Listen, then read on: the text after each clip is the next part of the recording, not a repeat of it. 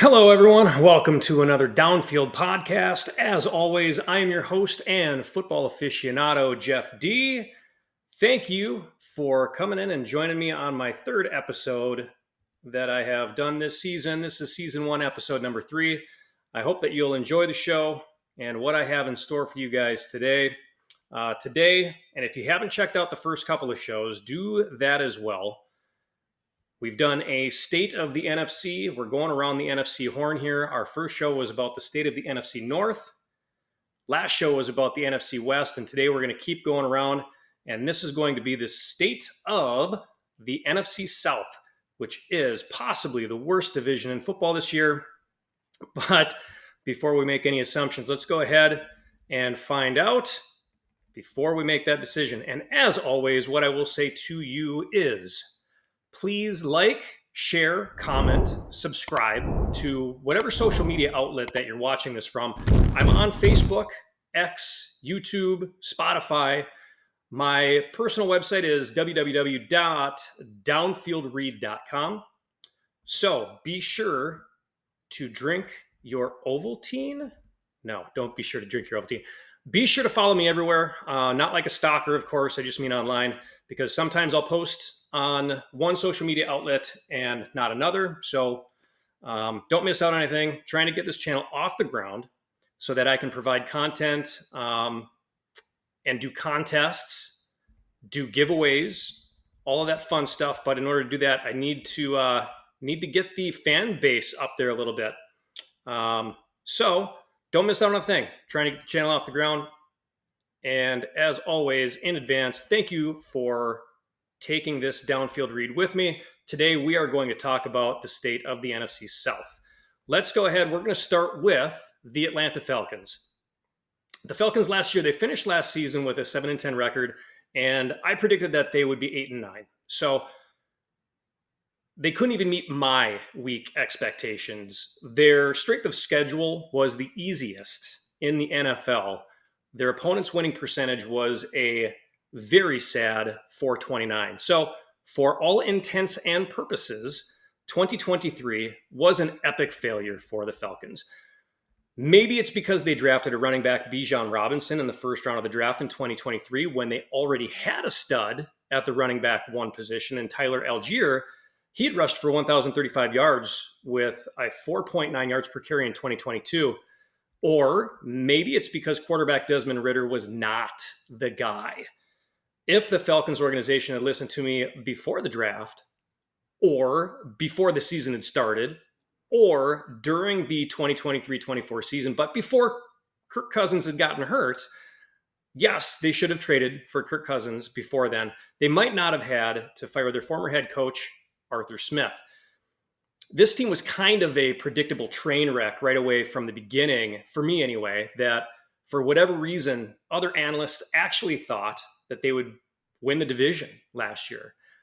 This year, the train wreck has started early in Atlanta with the hiring of new head coach Raheem Morris.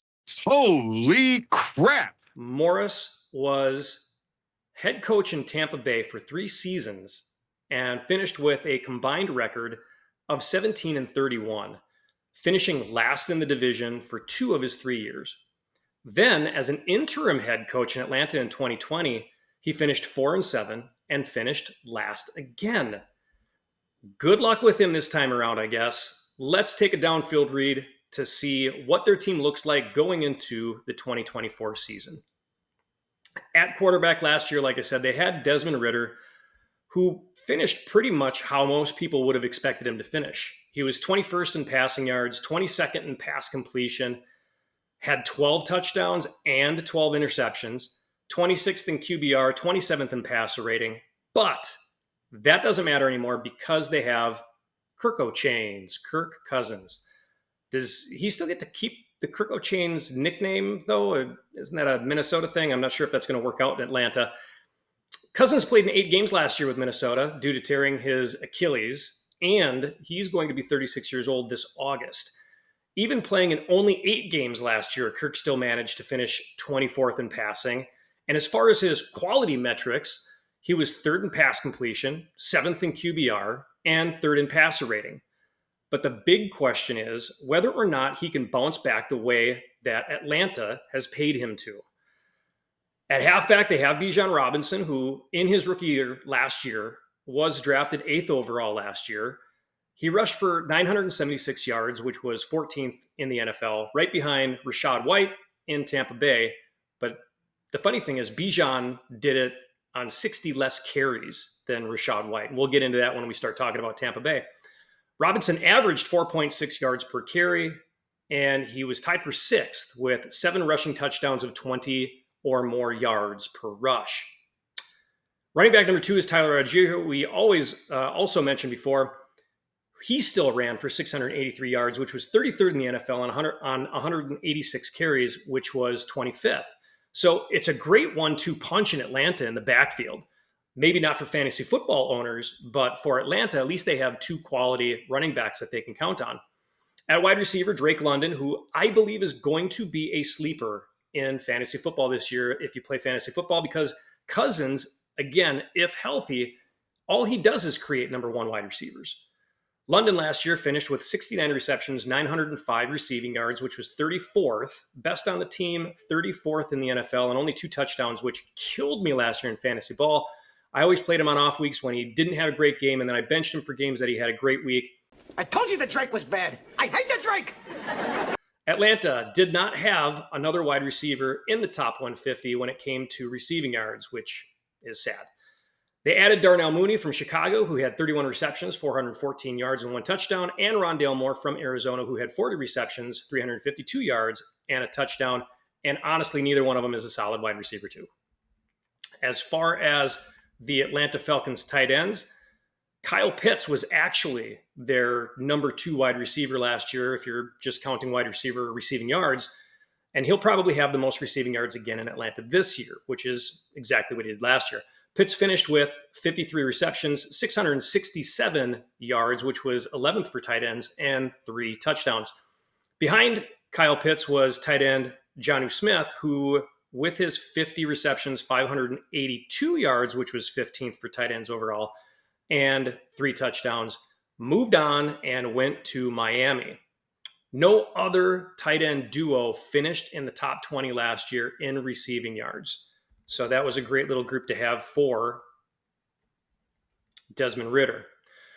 As far as our offensive line, left tackle is 32-year-old Jake Matthews, who spent all 10 seasons with Atlanta. He's there again this year. Left guard is Matthew Bergeron, who is starting his 2nd year with Atlanta after being drafted in the 2nd round with the 38th pick in 2023.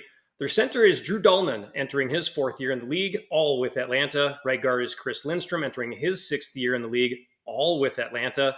And right tackle is Caleb McGarry, who is in his 6th year as well, also all with Atlanta. So this offensive line is solid. Lindstrom is probably the best out of the group, but overall, it's a solid group who's managed to stay relatively healthy and play alongside each other for the last few years now. Arguably a top 5 O-line, but definitely a top 10 O-line in the league. You could make an argument for top 5, though.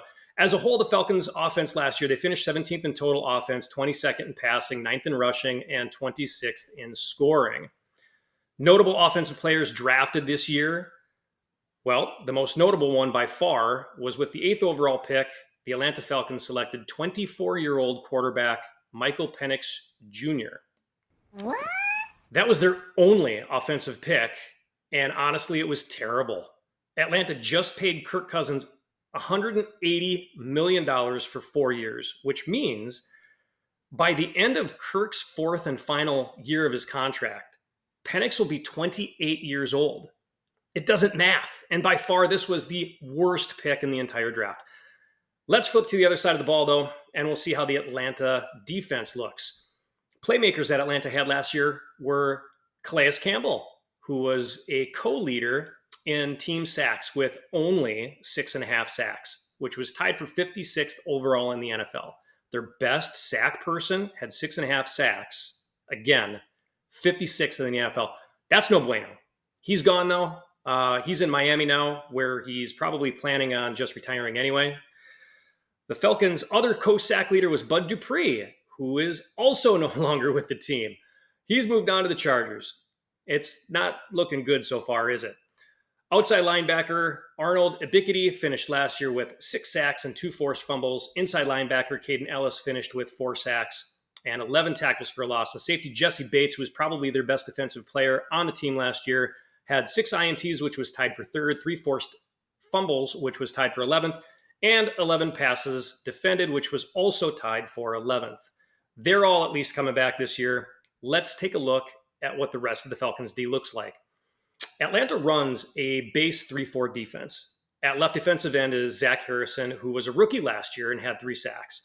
Nose tackle David Oyemata, entering his second year with the Falcons this year, and he'll be 32 this upcoming November.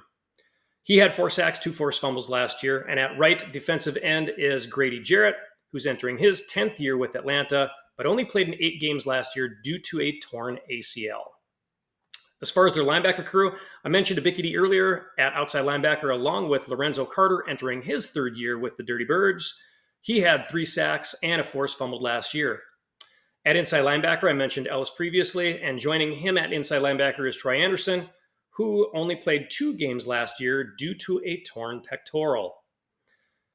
And their defensive backfield, at cornerback, they have A.J. Terrell, who they drafted 16th overall in 2020, and he was disappointing last year with 0 forced fumbles, 0 sacks, 0 INTs, but did have 11 passes defended, which was good enough for being tied for 28th in the league. At the other corner is Clark Phillips III, who was a rookie last year, only played in 11 games. Is anyone else seeing a trend here with injuries?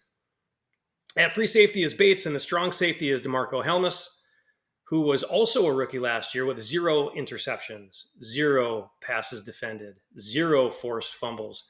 But I guess that's what you can usually expect from a cornerback drafted in the 7th round, or a safety drafted in the 7th round. Either way, anybody drafted in the 7th round, not going to produce that much. As a whole, the defense was inconsistent and just not good, to say the least, finishing 11th in total yards allowed, 8th in passing yards allowed, but 20th in rushing, 18th in points allowed. They were also 29th in total takeaways, as you could probably have imagined by the lack of interceptions and fumble recoveries, 27th in INTs, and 21st in team sacks. Notable defensive draft selections that they had this year: defensive lineman Rook Horo, who had 5 sacks last year at Clemson with pick 35 in the 2nd round. He's probably going to end up playing at behind the right defensive end position behind Grady Jarrett.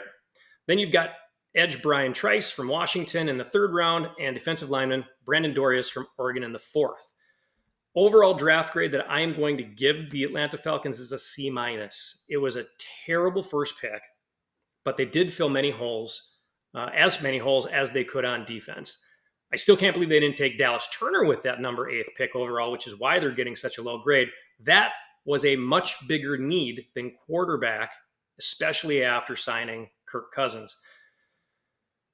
A guy that Penix, that you probably won't use until 4 years from now. Not a very good pick. It's a waste of an 8th pick. That's why you got the C-. Strength of schedule for this year, guess what? They have the 2nd easiest schedule. With their new terrible head coach hire, though, I can't imagine that they're going to finish any better than 3rd in the division, which is arguably the worst division in the NFL.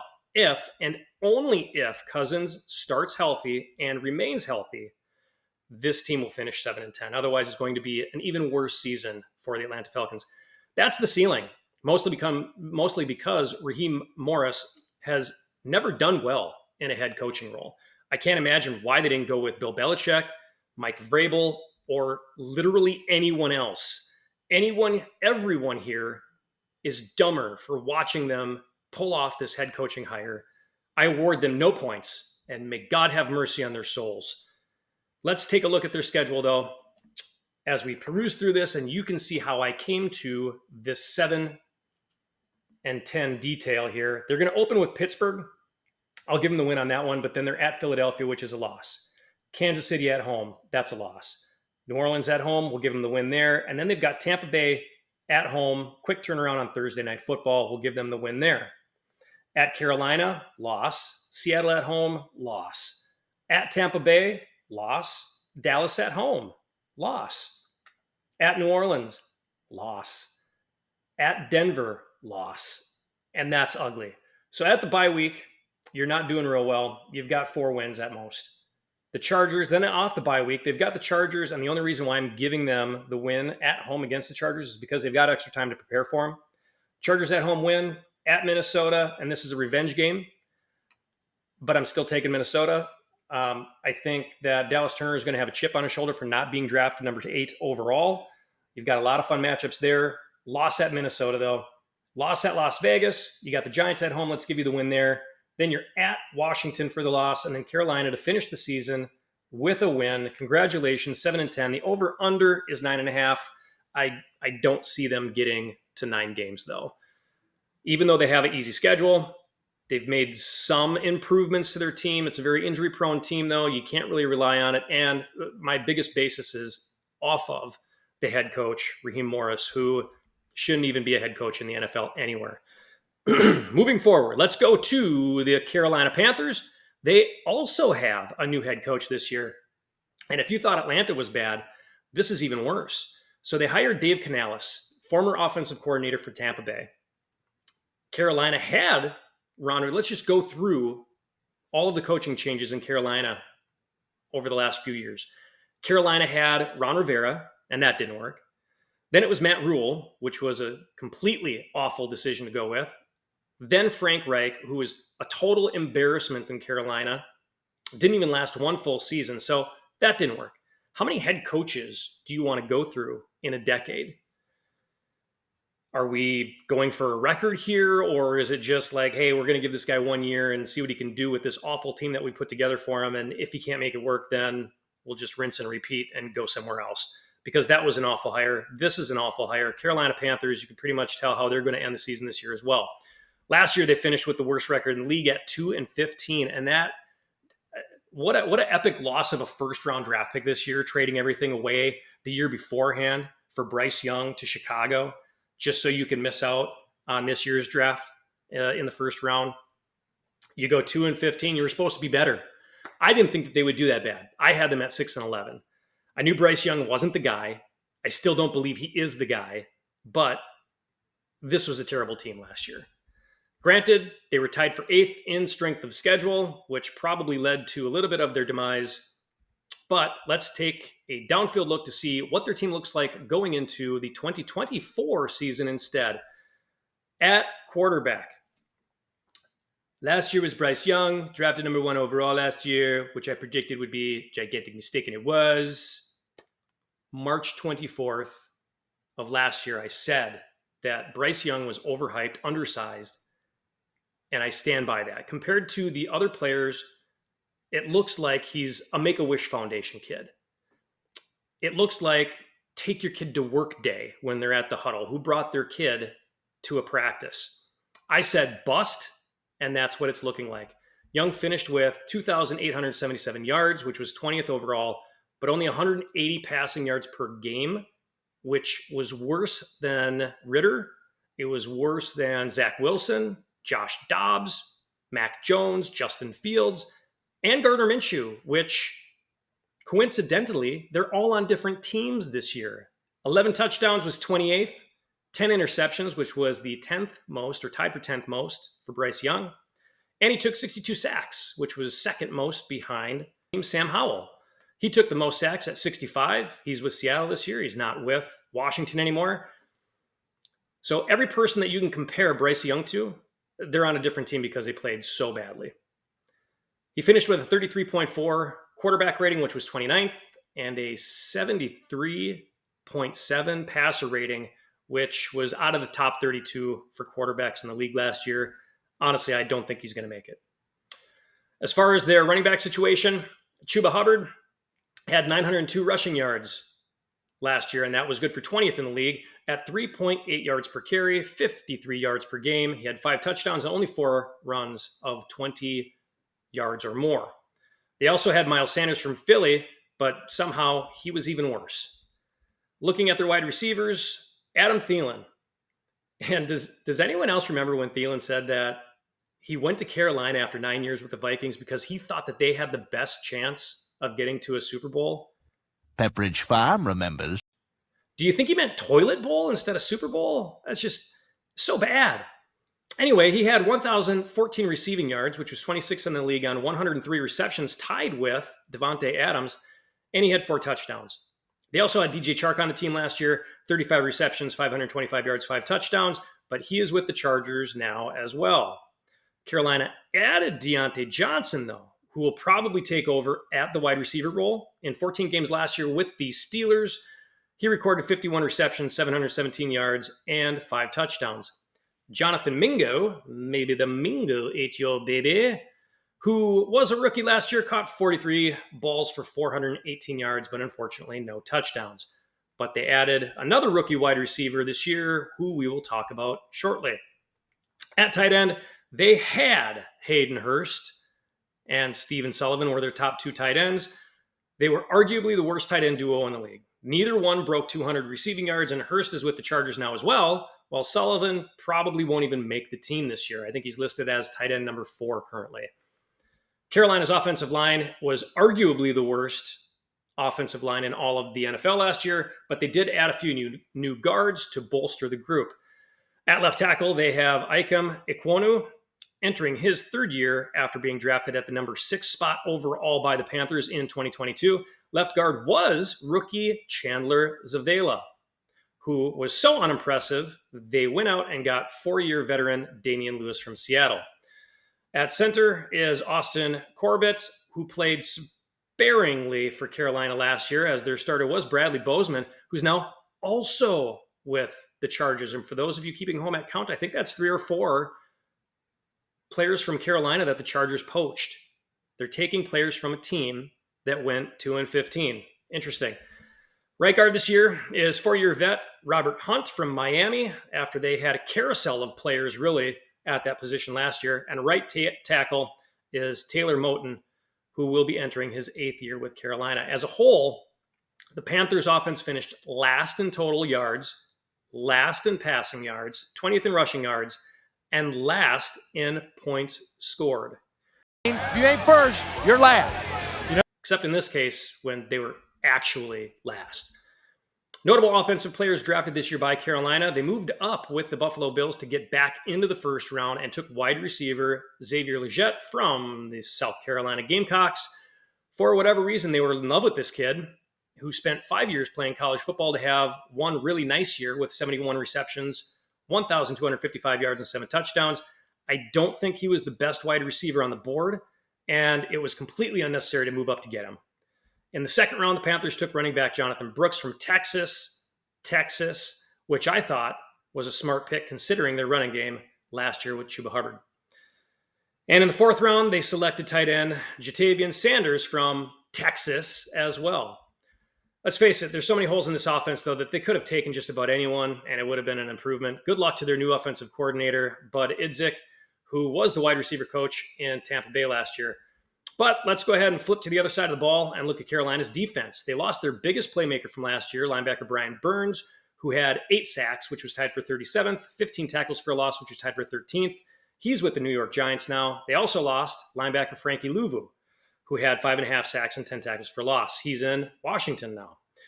The only other notable playmaker is safety Xavier Woods, who had 2 INTs and 7 passes defended. That's all to write home about on their defense. That's it, man. Game over. That's it.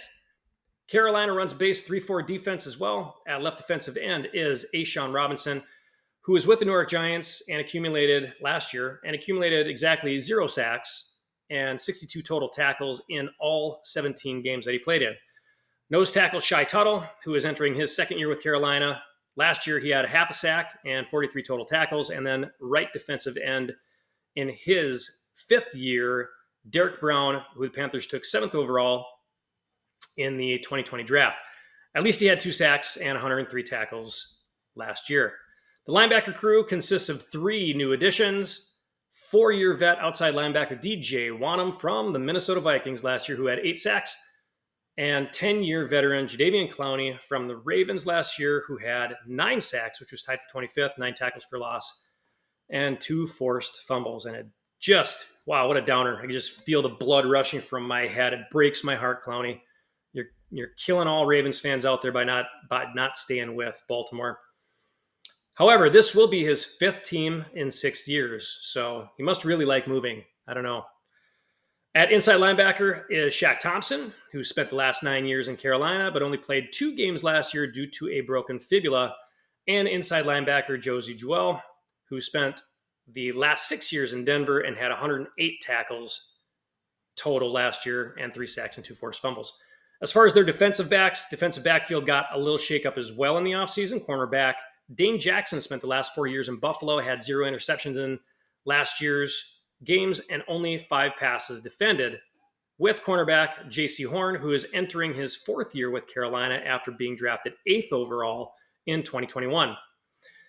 He only played 6 games last year, though, due to an ankle, foot, hamstring injury, had all kinds of issues, so he didn't play that much either. So big question marks in the backfield so far. At strong safety from the LA Rams is 4-year vet Jordan Fuller, who had 3 INTs, 3 forced fumbles, and 8 passes defended last year with the Rams.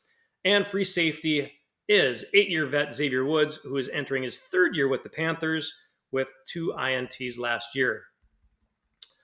Overall, the Panthers defense gave up the 4th fewest total yards and the 3rd fewest passing yards. When I saw that, I had to go back and I had to check numbers because I thought there's no way that they gave up the 4th fewest total yards and the 3rd fewest passing yards. But I guess that'll happen when your team just can't stop the run. They were 23rd in rushing yards, gave up the 4th most points. So teams were getting ahead of them. And I don't think Carolina had a lead in any game entering the 4th quarter last year. They were also last in total takeaways. They were 30th in interceptions, and they were last in team sacks. Notable defensive players drafted in 2024 for the Carolina Panthers. Linebacker Trevin Wallace was taken in the 3rd round at number 72 from Kentucky, where he finished last year with 5.5 sacks, a forced fumble, and an INT. That's it. Overall draft grade for the Panthers, B-. Again, they didn't need to trade up for Xavier Legette. They got their 7 draft picks, which is admirable. They didn't do anything that was going to hurt them because their entire team really needs help. They could have drafted a quarterback again, and it wouldn't have been a big shocker for people after the season that Bryce Young had. Strength of schedule for this year should be easier for the Panthers. They are tied for 29th with the Bears for the hardest schedule, tied for 29th. So translation is tied for the 4th easiest schedule in the NFL. But you can't count on that alone. They added a lot of pieces. They added a new coach. That's generally not a good recipe for a successful season. And on paper, they still aren't that good of a team. Let's take a look at Carolina Panthers schedule, though, and we'll break it down for you. Week number 1 at New Orleans, that's going to be a loss. You got the Chargers at home, who poached half of your team from last year. That's going to be a loss. At Las Vegas, loss. Cincinnati at home, loss. At Chicago, loss. At Atlanta, loss. At Washington, loss. At Denver, loss. I honestly believe that they're going to go 0-8. And this is just a terribly hard schedule. You would think, they've got some home games in there, but the home games are really hard. The Chargers at home, the Bengals at home, Falcons at home. It's an interdivisional game. I don't know. And that one, actually, the Atlanta game in week 6, that one, I suppose they could win, but I just don't see it. And then we'll keep going here. We've got New Orleans loss I gave them a win in week 9 against New Orleans. And then they've got the Giants overseas, which I'm sure everybody overseas is going to be thrilled to see the Panthers and the Giants this year. Week 11, they've got a bye week. So they come back, and then who do they get? They get Kansas City at home. I don't care if you've got extra time to play Kansas City and you're the Carolina Panthers. That's going to be a loss. Tampa Bay at home, that's a win. At Philadelphia is going to be a loss. Dallas at home, loss. Arizona at home, I'll give you the win. At Tampa Bay, loss. At Atlanta, loss. The over-under for Carolina this year is surprisingly 4.5. That's a tough break, man. That is really, really tough. 4-11 is what my prediction is. 4-11. For the Carolina Panthers, 4-13 is going to be my prediction for the Carolina Panthers this year. Yes, it's better than the 2-15 that they finished. They still have a boatload of work to do. New head coach again, all these new players, bust for a quarterback. I think that's as good as it gets. Moving right along, next up is the New Orleans Saints. And I thought the Saints were disappointing last year. I'm sure a lot of New Orleans Saints fans thought the same, especially with the hype that they got with getting quarterback Derek Carr, the hopes that Michael Thomas was going to come back. I feel like they should have been able to run away with that division in the NFC South. I predicted that they were going to go 11-6 last year, but instead they went 9-8 and failed to make the playoffs. They even had the second easiest schedule in the NFL, right behind the Atlanta Falcons, as their opponent's winning percentage was a paltry 432. At least they're not going through with a new head coach change like the other two teams are. With that said, let's march on with the New Orleans Saints. At quarterback, as I just mentioned last year with Derek Carr, and this year he continues with the Saints. He's entering his 11th season in the NFL at 33 years old, and I think Carr is going to be, I shouldn't say he's going to be, I think Carr is already a legit top 10 quarterback that nobody really gives credit to. Carr finished 13th in passing yards last year, had 25 passing touchdowns, which was 10th. He had a completion percentage rate of 68.4%, which was 7th. He was also 7th in QBR, and his passer rating was 10th overall at a 97.7. Can we classify Carr as a top 10 quarterback? He's got to be right there. He's got to be top 10. Look at the numbers. The numbers don't lie. As much as other analysts don't like him, I think he makes the top 10. He only threw 8 picks last year, too, which was tied for 22nd with Russell Wilson, Joe Flacco, and Nick Mullins. Flacco and Mullins only played 5 games each last year. He tied them in interceptions, and Carr played all 17 games. At halfback, fun fact, did you know that Alvin Kamara has never surpassed 1,000 rushing yards in any of his 7 seasons that he's played in the NFL? That's strange to think about. Last year, he played in only 13 games due to a suspension, carried the ball 180 times, which was the 3rd lowest of his career, for 694 yards, which was the lowest of his career also. He'll be entering the season at 29 years old, and of course, he wants a new contract as well. He's a hell of a threat coming out of the backfield as a receiver, though. Speaking of receivers, wide receiver Chris Olave in his second year with the New Orleans Saints after being selected 11th in the 2022 draft, caught 87 passes for 1,123 yards, which was 17th in the league for 5 touchdowns. Behind him was Rashid Shaheed in his second year with the Saints, racking up 46 catches, 719 yards, and 5 touchdowns as well. And then there was Michael Thomas, who was third on the team with 39 receptions, 448 yards, and 1 touchdown, but he only played in 10 games last year. Michael Thomas, I'm torn on him. I like him. I want him to come back. I wish he was playing healthy. He hasn't played a full season since 2019, and that's what I have a problem with him. He's currently a free agent after 7 years with New Orleans. I hope that somebody picks him up, gives him a shot, and he does very well this year, though. New wide receiver 3 for the Saints is Cedric Wilson Jr., who spent the last 2 years in Miami, and last year had 22 receptions, 296 yards, 3 touchdowns. Not that great, but you got to consider he was trying to get catches over Tyreek Hill and Jalen Waddle. So those numbers as a number 3 guy, sure, good enough. He'll be wide receiver 3 in New Orleans this year. At the tight end spot for New Orleans, Juwan Johnson will be entering his 5th year with the Saints. Last year, he played in 13 games, catching 37 passes, 364 yards, and 4 touchdowns. And we all know Taysom Hill, who will start the season at 34 years old. He's getting up there, but can still catch, run, and throw the ball as needed. So he'll be a great number 2 option there. On the offensive line, this unit was not good last year. They had too many players in and out. They had too many moving positions, too many disappointments as a whole. Left tackle was primarily Andrus Peat, who is now on the Las Vegas Raiders. However, they have rookie Talisi Fuaga, who will likely take over that left tackle spot this year. Left guard was James Hurst, who retired after last year. So now you're looking at Nick Saldiveri, who the Saints drafted in the 4th round last year. Center was and will be this year Eric McCoy, who's entering his 6th season with the New Orleans Saints. And right guard will be Cesar Ruiz, who the Saints drafted 24th overall in 2020. At right tackle, they just lost, literally yesterday, veteran, 7-year vet, Ryan Ramczyk. to a season-ending injury. And I was going to originally say that this battle at right tackle was going to be up in the air between him and Trevor Penning. Now it looks like Trevor Penning is going to be the guy who the Saints selected 19th overall in 2022. He was unimpressive at best last year. He'll probably be the right tackle this year, though. This line still seems like a work in progress, but that's what we have preseason for, right?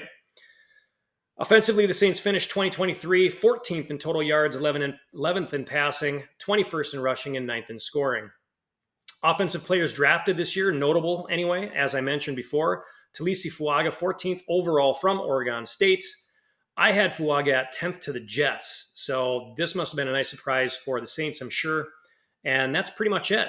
They only had one second-round selection that they went defense on, and nothing again until the fifth round. So that's really their only notable offensive selection this last draft.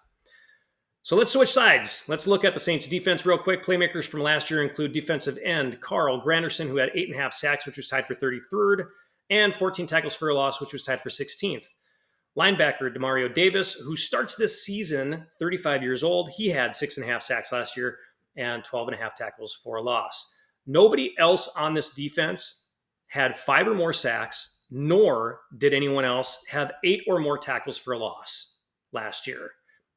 Lack of pressure getting on the quarterback killed him last year. Safety Tyrion Matthew had 4 interceptions, which was tied for 7th last year. He also signed a 2-year extension in the offseason. Congrats to him. So he's back. Cornerback Paulson Adebo also had 4 interceptions along with 18 passes defended, which was 3rd in the league last year, and he had 2 forced fumbles. Cornerback Alante Taylor and safety Marcus May also each had 2 picks. Taylor still with the team, but May is now with the Miami Dolphins.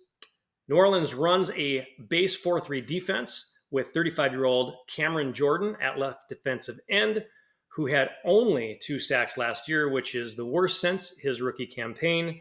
Maybe that's why he adjusted his contract to save the team some cap space so that they could do some extra signing. Or will it be newly acquired Chase Young, who had 7.5 sacks last year between the Washington Commanders and San Francisco 49ers? At defensive tackle, there's Nathan Shepard, who had personal bests in total tackles with 50 and sacks with 3 in his first year with the Saints last year after being with the Jets for the previous 5.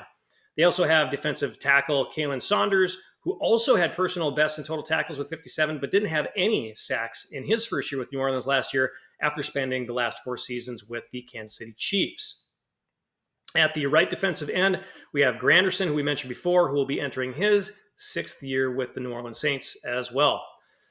Linebacker crew. At outside linebacker, they have Peter Werner, who will be entering his 4th year after being selected in the 2nd round in 2021. Last year, he had 60 solo tackles, a half a sack, 1 INT. At the other outside linebacker spot, there will be Willie Gay, who spent last year, or the last 4 years, actually, with the Kansas City Chiefs. Last year, he had a sack, a forced fumble, and an INT. At middle linebacker, 12-year vet Demario Davis, playing in his 7th year with the New Orleans Saints. We mentioned him above as well. Defensive backs for the New Orleans Saints, I mentioned cornerback Adebo earlier, starting his 4th year. And on the other side of Adebo is cornerback Marshawn Lattimore, who played in only 10 games last year due to an ankle injury and has played only 17 games in the last 2 seasons. So you've got an injury risk right there at the other side of the cornerbacks. At free safety, I mentioned 32-year-old Matthew. Earlier, starting his 3rd year with the New Orleans Saints. And strong safety, there's Jordan Howden, who the Saints drafted in the 5th round last year. Howden had only 5 passes defended, 1 forced fumble, and 0 interceptions with the squad last year. Notable defensive players drafted by the New Orleans Saints this year: Kool-Aid McKinstry from Alabama. Kool-Aid, oh yeah. At pick 41 in the 2nd round, I had Kool-Aid when I was a kid, all kinds of Kool-Aid actually, but never black and gold Kool-Aid. I also had Kool-Aid being drafted number 30 in the 1st round. So this must have been a great pickup for the New Orleans Saints. I had him going to Baltimore, and they picked a different cornerback. We'll get into him later. Kool-Aid McKinstry slips, and New Orleans picks him up. Great draft pick for them. Draft grade overall, I'll give a B. I feel like the quality was there for the first 2 picks, which it was with Fuaga and Kool-Aid McKinstry, but after that, they didn't have anything as far as quantity. So I gave him a B overall for not having any other picks until the 5th round. That could come back to bite him. Strength of schedule this year for the New Orleans Saints is tied for 31st with the Atlanta Falcons at an opponent winning percentage of .453 last year. It's about the same as it was last year. Therefore, I don't really think that they're going to finish any better than what they did last year at 9-8. The O-line still has a lot of question marks in it. There was no upgrade at running back. There was no upgrade at wide receiver. There was no upgrade at tight end.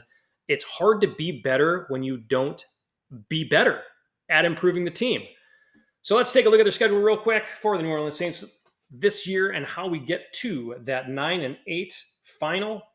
They've got Carolina to open up the schedule at home. That's going to be a win. Then they're at Dallas for a loss. Philadelphia at home the next week. I'm going to give them a win there. I like that game. I'm going to give them a win. But then they're back in Atlanta, and they're going to get the loss there.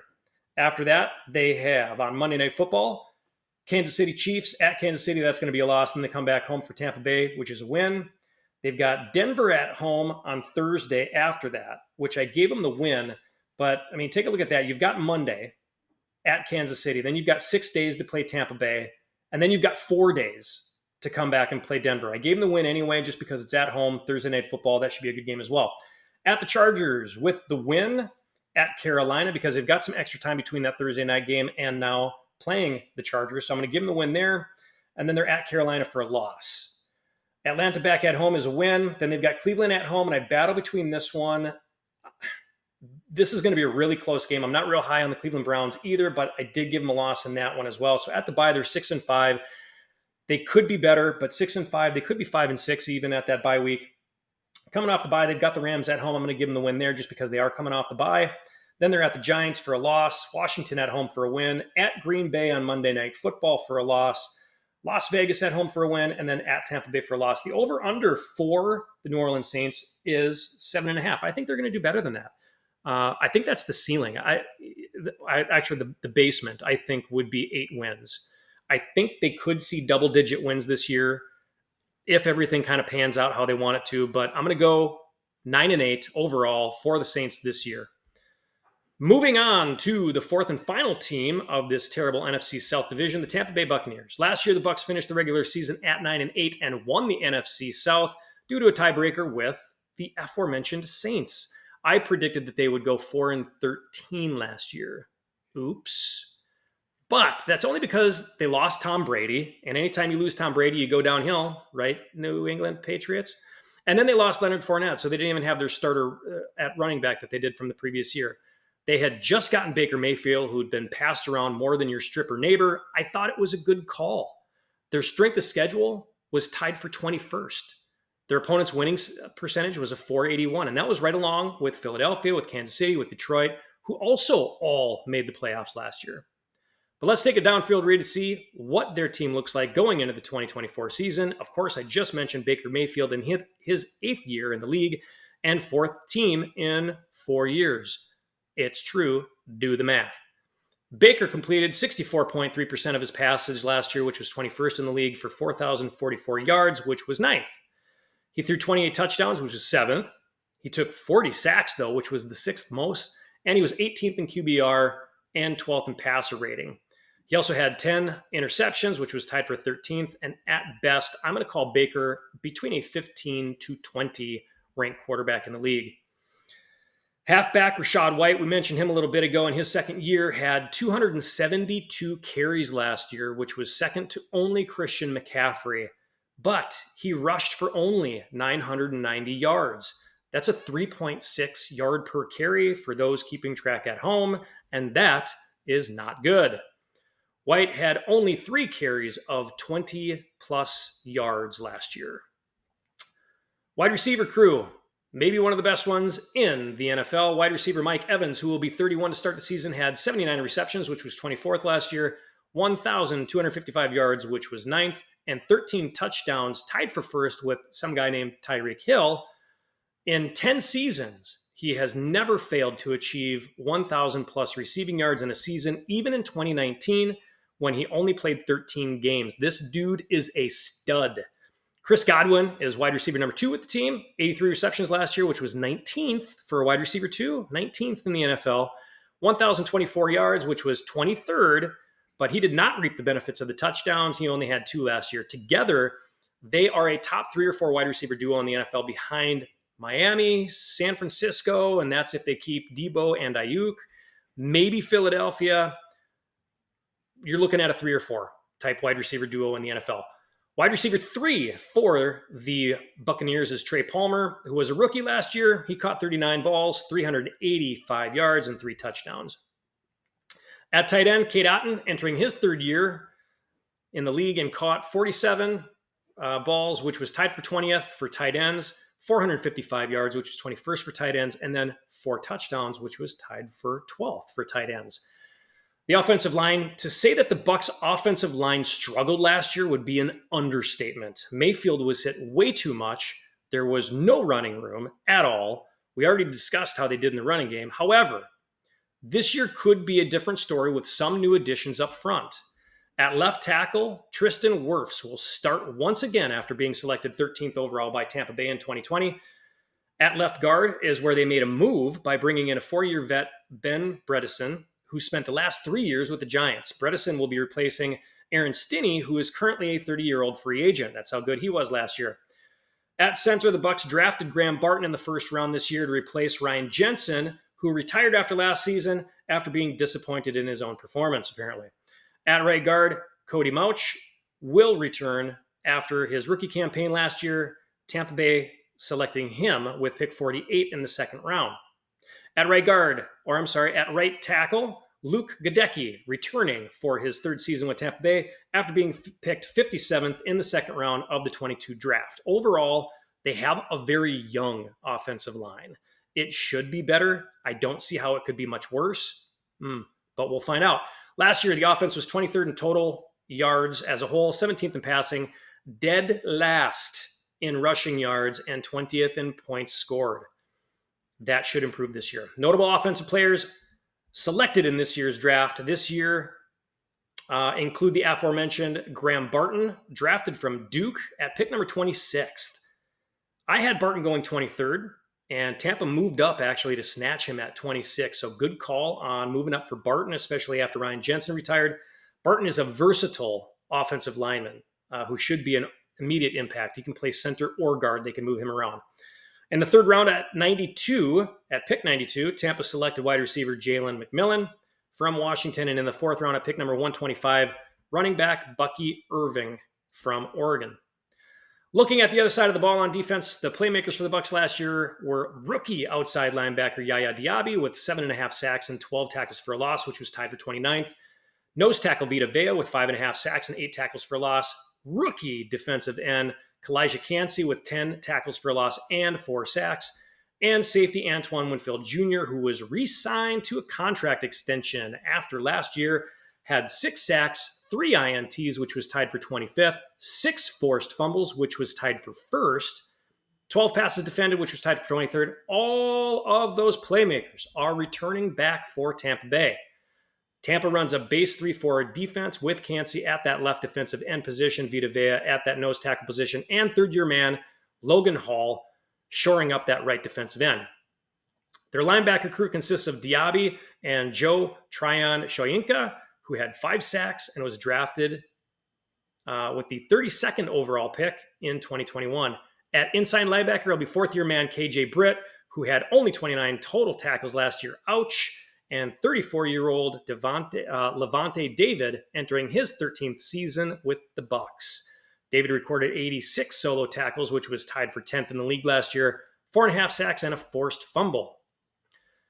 With their defensive backs at the corners, the Bucs have Jamel Dean entering his 6th season, who had no picks last year, only 4 passes defended. Ouch. At the other corner is Zion McCollum entering his 3rd year in the league. He also had no interceptions, but did have 9 passes defended and 2 forced fumbles. At the safeties, we have Winfield Jr. and Jordan Whitehead, who played with the Tampa Bay Buccaneers from 2018 through 2021. Then he left. He went to the Jets for 2 years. That's where he was the last 2 years. Now he's back after recording 65 solo tackles, 4 INTs, which was tied for 7th last year, and 9 passes defended. As a whole, the Tampa Bay D last year was 23rd in total yards allowed, 29th in passing yards, but 5th in rushing yards allowed and 7th in points allowed. They were also 15th in total takeaways, 18th in interceptions, and 10th in team sacks. From last year, there haven't been a lot of moves made by this defense, so honestly, I wouldn't expect much to change there. They were a middle-of-the-road defense. I would expect that to be the same thing here in 2024. Notable defensive players drafted this year for the Bucs: edge Chris Braswell from Alabama in the 2nd round with pick number 57, and then safety Tyke Smith from Georgia in the 3rd round at pick number 89. Overall draft grade for the Bucs, I give them a B+. I think O-line was their biggest need, and they addressed it. They also needed some more defensive help at the linebacker and defensive back position, and they addressed it.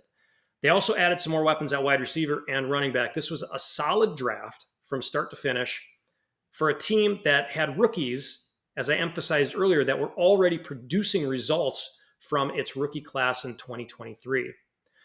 The strength of schedule this year for the Bucs is a paltry 478 winning percentage from opponents last year, which is tied with the Chargers for 27th most difficult or the 6th easiest, however you want to look at it there. Despite this, I look at their schedule and it doesn't seem any easier, and I don't see an easy path to the top of the division. So let's take a look at the Tampa Bay schedule real quick, and we will break down each game for you. Tampa Bay Bucs, they start with Washington at home. Let's give them a win there. At Detroit, that's going to be a loss. Denver at home, there's a win. Philly at home, I don't think they're as good as the Eagles this year, so we're going to go loss. At Atlanta for a loss. At New Orleans for a loss. Baltimore at home. Monday Night Football, I'm giving that one a loss. Ravens are going to take that one. Atlanta at home is a win. Kansas City at Kansas City for Monday Night Football again, that's a loss. San Fran at home, that's a loss. They're going into the bye week after that, and I think they enter at about 3-7. The season could be considered over, but considering the fact that they are in a terrible division and can win the division at 9-8, not yet. So when they come back from their bye week, they're at the Giants, but I'm going to do that one as a loss. Even though they've got that extra week to prepare, guess who else does as well? Yes, the New York Giants. So they're going to be preparing for the Bucs that week. Then you've got at Carolina for a loss. You've got Las Vegas at home for a win. At the Chargers for a loss, at Dallas for a loss, Carolina at home, and then New Orleans at home. Those two games are going to be wins, Carolina and New Orleans, so they will finish on a high note, but unfortunately not high enough. Finishing the season at 6-11. Over-under for the Bucs is 7.5. So that is where I think the Bucs are going to end the season, worse than what they did last year. And they end with a regular season record, 6-11 for 2024. That's the NFC South for the upcoming season. I hope that you enjoyed. And as always, please like, share, comment, subscribe. Again, I'm also on Facebook, X, YouTube, Spotify. My site is www.downfieldread.com. So follow on everything so you don't miss a thing.